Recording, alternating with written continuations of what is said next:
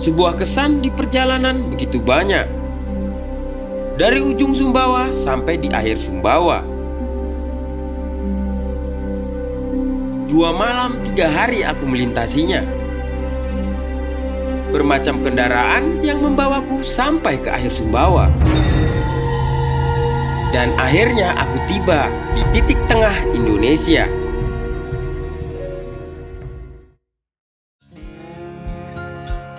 Ini kisah perjalanan aku nebeng keliling Indonesia, sambungan episode sebelumnya. Jadi kawan-kawan, sebelum nonton episode ini harus nonton episode sebelumnya supaya tahu jalan ceritanya nebeng keliling Indonesia. Setelah melewati 2 kabupaten di lintas Pulau Sumbawa, dan kali ini aku tiba di Kabupaten Dompu, yaitu kabupaten ketiga di Pulau Sumbawa, dan mencari tumpangan sampai ke Kabupaten Bima karena tempat yang dituju adalah Pelabuhan Sape Kabupaten Bima. Jadi tidak ada destinasi wisata yang akan aku kunjungi karena aku hanya sekedar melintas saja. Kita berangkat coy, udah jam 8:30 melanjutkan perjalanan dari kota Bima, dan aku berterima kasih kepada Bang. Siap. Indonesia menyajikan alam yang indah, ya kan? Harus bisa merasakannya. Aku lanjut perjalanan, nanti semoga Bang bisa nyusul. Hati-hati di jalan, Bang. Ya Bang. Sehat selalu Bang. Sekarang ini aku sudah tiba di kabupaten keempat di Pulau Sumbawa, yaitu Kabupaten Bima. Setelah tadi malam aku sampai di kota Bima, aku menginap di Polsek. Pagi ini kita melanjutkan perjalanan dari Bima menuju Pelabuhan Sape. Nah dari sini ke Pelabuhan Sape itu sekitar 50 km lagi. Tadi malam begitu aku sampai kota Bima kan malam. Jadi turunnya dekat terminal. Sampai dekat terminal bingung mau tidur di mana kan, dan akhirnya aku cari Polsek. Dan jadi tadi malam itu aku tidurnya di Polsek. Aku coba untuk jalan kaki dulu sampai melewati perkotaan dan banyak mobil-mobil lintas jarak jauh. Aku pikir aku berjalan kaki hanya beberapa meter saja ataupun beberapa kilo saja. Ternyata aku berjalan kaki sampai sore hari karena singgah dan bersantai-santai di beberapa tempat. Aku pun tidak tahu ternyata jalan lintas utama itu sangat jauh sekali. Kalau dihitung-hitung hampir 7 kilo lebih aku berjalan kaki.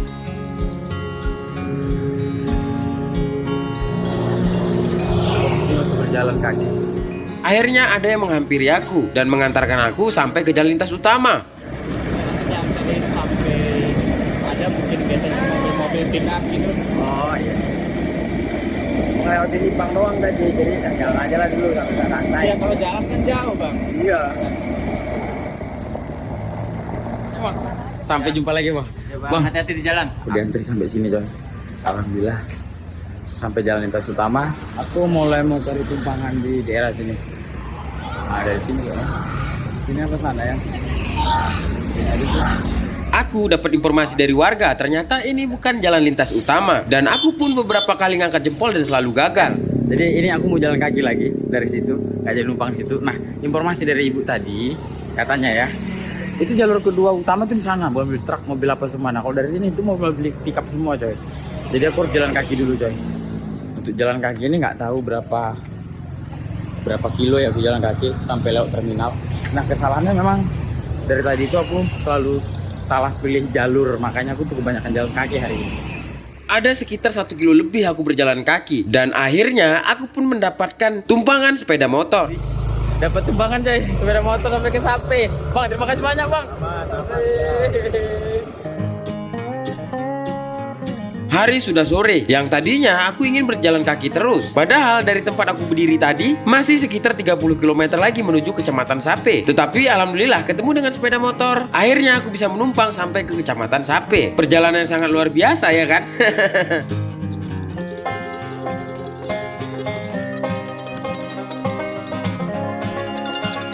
Kalau diingat-ingat, perjalanan dari Pelabuhan Pototano dan menerpa lintas Pulau Sumbawa melewati 4 kabupaten. Perjalanan selama 3 hari 2 malam. Malam pertama aku sampai di Sumbawa Besar setelah melakukan perjalanan dari Sumbawa Barat. Dan malam kedua aku sampai di Kabupaten Bima dari Sumbawa Besar. Dan malam ketiga ini aku pastinya sampai di Kecamatan Sape. Jarak perjalanan dari Pelabuhan Pototano sampai ke Pelabuhan Sape itu sekitar 300 km lebih. Kalau perjalanan naik motor dari ujung ke ujung memakan waktu sampai 8 jam. Internasional bukan?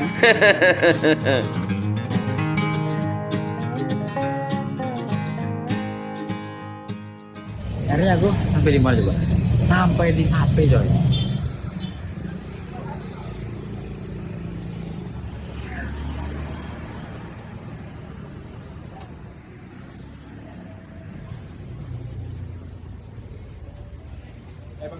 Iya bang.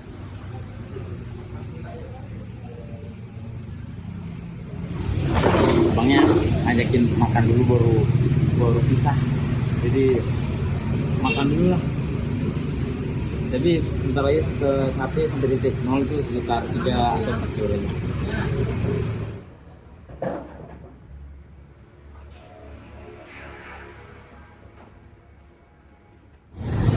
Baru selesai makan kita. Makan, jalan, dan perjalanan sekitar 2 kilo lagi coy. Bang, Siap, thank you. ya bang, makasih banyak bang ya, terakhirnya bang. Sampai tujuan. Semoga kita ketemu lagi bang, bisa ke ini kita Siap. gunung, ya. Siap. Mari, Oke bang, kita duluan. ya bang, makasih banyak bang. Akhirnya aku terpisah sama abangnya.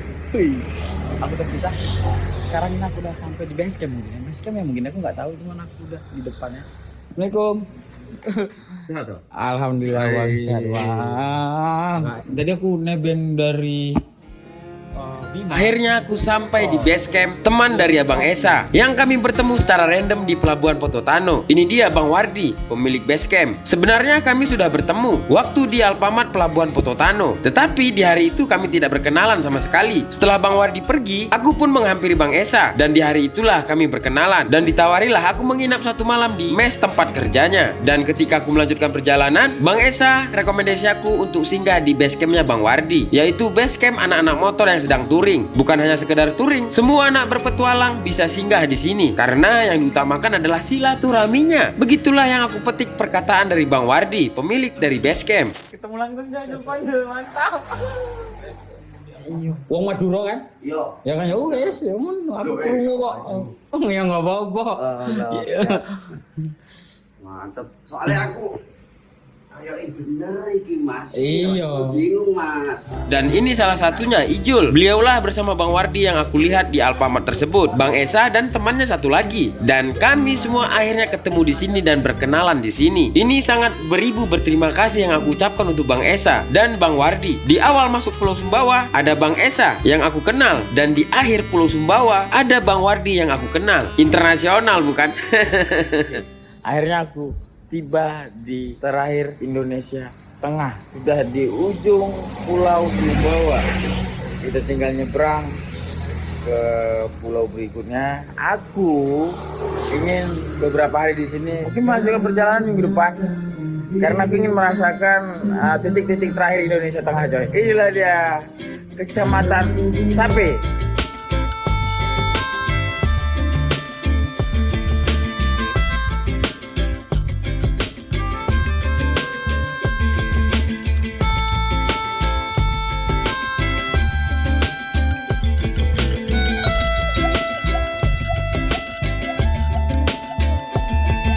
Setelah aku 1 malam di sini dan ini udah sore, diajak jalan-jalan, aku terus terang nggak tahu mau kemana. Yang penting aku ngikut aja dulu, karena pasti tempat ini indah coy.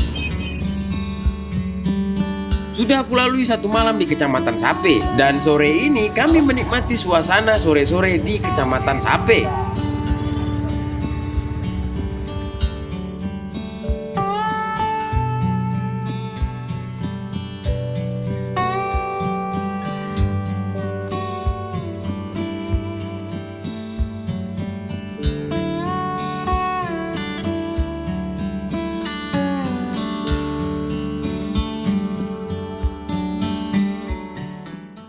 Jadi sekarang aku ada di Bukit Sapana Clarity. Wih, depanku keren sekali coy. Kalian mau lihat?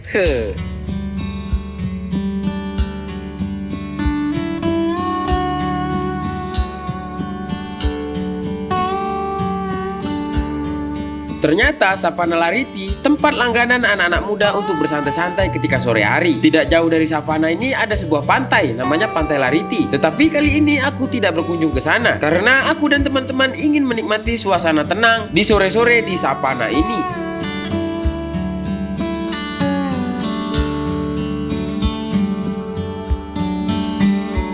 Waktunya kami pulang, maghrib akan tiba. Dan malam ini aku menikmati kedua malamnya di Kecamatan Sape. Jadi besok berangkat. Nggak bisa besok. Udah hari Selasa aja berangkat bareng. Alamak, lama kali bang. Udah aku udah 10 hari di sini. Alah. Semending aku 3 tahun lagi di jalan. Abang 3 tahun di jalan tapi bisa pulang masih. Oh, Apalagi abang sambil konten. nggak internasional ini. Bukan kayak gitu.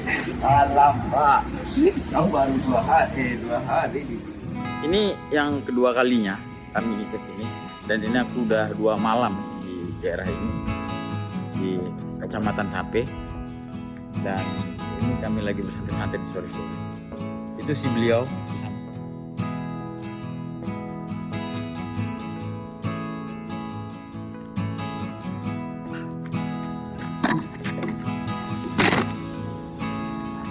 Di hari kedua, aku menikmati sore-sore di tempat ini lagi. Dan tempat ini tidak sama sekali membosankan. Karena yang kita cari adalah sebuah ketenangan dan menikmati sebuah sunset yang begitu memukau.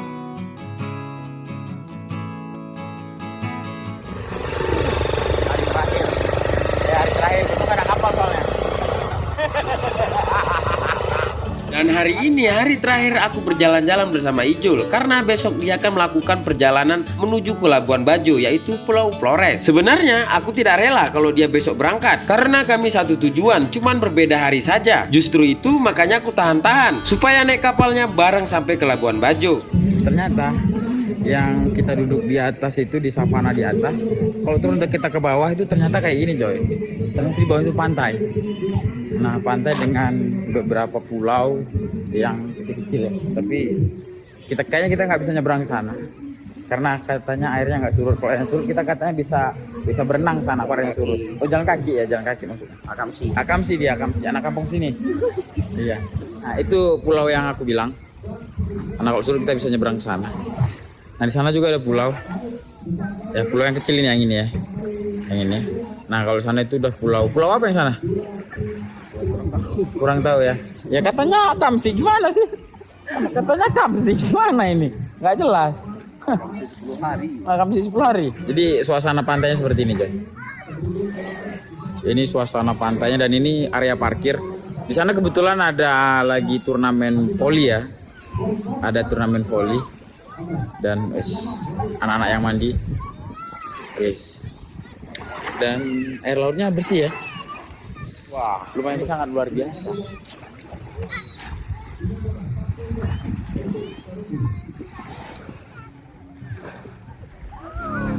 Tidak terasa kebersamaanku dengan si Jul akan berakhir. Aku merasa begitu akrab berteman dengan beliau. Walaupun perkenalan kami begitu singkat, canda tawa, cerita pengalaman hidup, dan bermacam kisah perjalanan bukan menjadi sebuah pertemuan akhir di pertemuan kami yang singkat ini.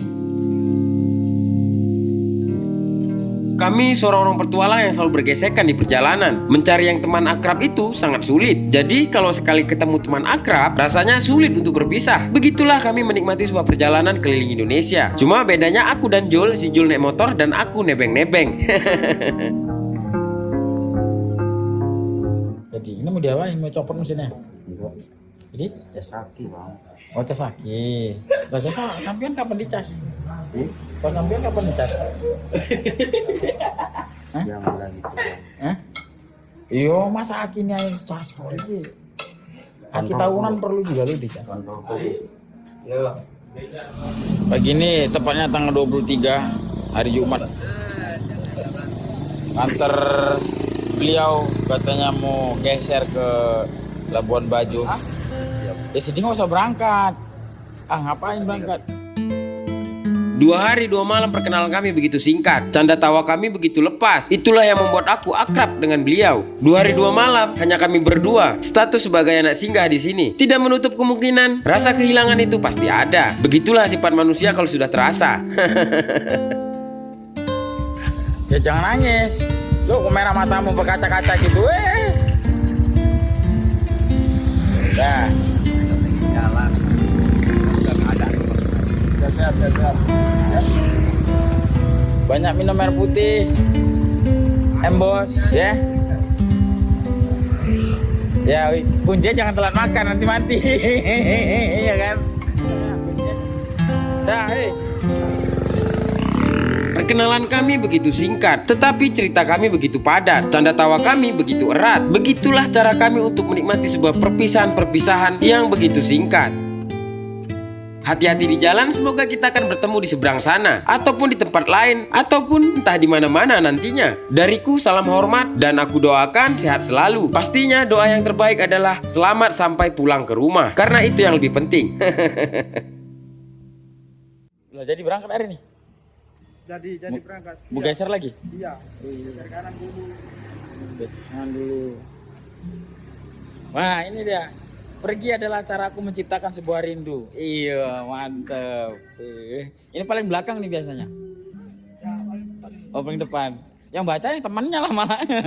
Di basecamp ini begitu banyak anak motor yang singgah bersilaturahmi, dan aku ngerasa bangga bisa kenal-kenal mereka. Hati-hati, waalaikumsalam warahmatullahi wabarakatuh. Itulah kisah perjalanan aku yang aku bagikan nebeng keliling Indonesia. Mungkin ada sebuah pertanyaan dari kawan-kawan semua, silahkan komentar. Episode perjalanan nebeng keliling Indonesia akan tayang setiap hari Senin. Justru itu jangan lupa subscribe dan nyalakan notifikasi loncengnya supaya nggak ketinggalan video terbaru dari Yudi Tarikan Keliling Indonesia. Dan perjalanan ini kita sambung ke episode selanjutnya.